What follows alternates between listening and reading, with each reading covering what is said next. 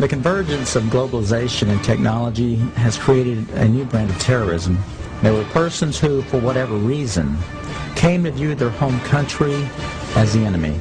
The kind of right-wing, religious-based domestic terrorism. Disturbing news tonight about homegrown terror. Part of this is big change in the White House, a new cultural experience, and some of the crazies are coming out of their closet. Right now, it looks like there is no connection between the men arrested and any known terrorist cell. Homegrown. Yeah, homegrown, I should say. Folks, we've got a very serious situation here. I'm holding what is called the right-wing extremism, current economic and political climate, fueling resurgence and radicalization and recruitment.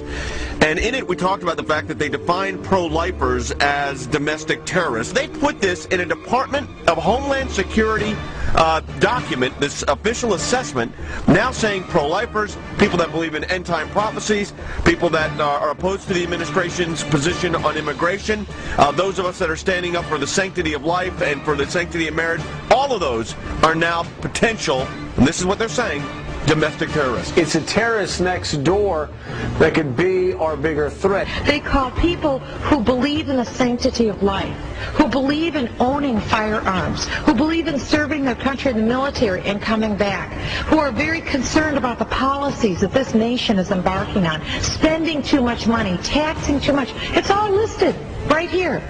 These are the domestic right-wing extremists. 1 million names under the watchful eye of the United States.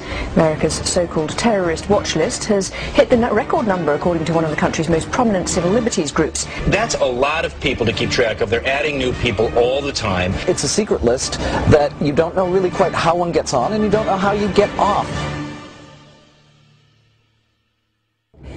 They're coming out and profiling huge groups of people. You know, if you voted for a certain political candidate, you should be considered a potential threat.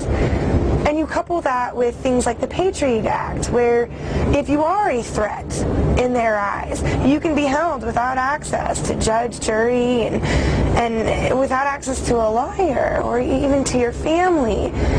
That's very concerning because we've watched our country go through and do this to brown people, you know, overseas. They're rounding up enemy combatants and they're putting them in camps and they are torturing them. That is a fact. We know that.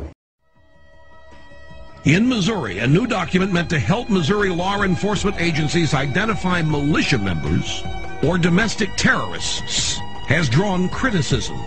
The February 20 report called the Modern Militia Movement mentions such red flags as political bumper stickers for third-party candidates, such as Ron Paul, who ran for president, talk of conspiracy theories such as the plan for a superhighway linking Canada to Mexico, and possession of subversive literature. So the state police of Missouri have been told that if you see a car with a bumper sticker that opposes the so-called creation of North American Union, the superhighway, that you are probably following a militia member, that you are following an anti-government radical.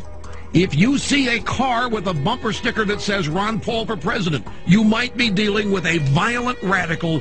Exercise extreme caution.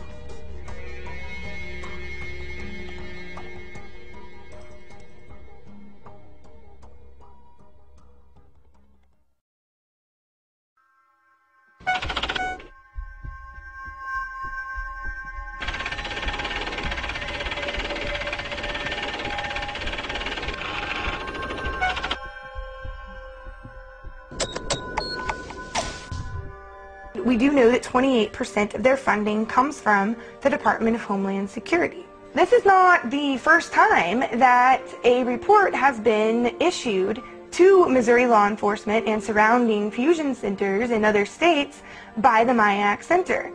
Previously, there have been several reports, such as the MIAC report in the state of Missouri, but this is the first time that a report such as this actually named individuals. Once you label someone in a derogatory manner, an extremist, a potential militia member, terrorist, whatever term is used, for some people the moniker will remain. Before you can persecute people, before you can incarcerate large numbers of people, you have to marginalize them. You have to create the image that these people are dangerous to society, or they're extremists or radicals, call them what you will.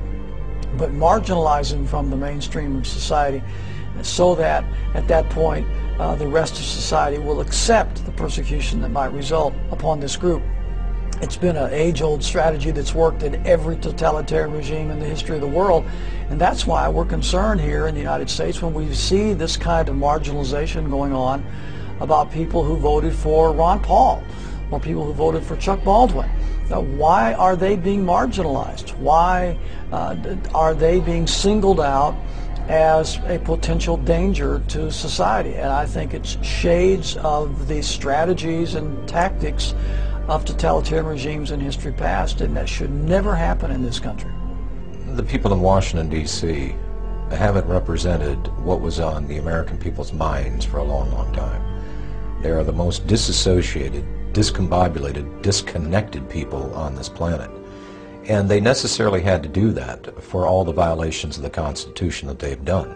Just how far are you willing to go before you stand up and say no more to the federal government?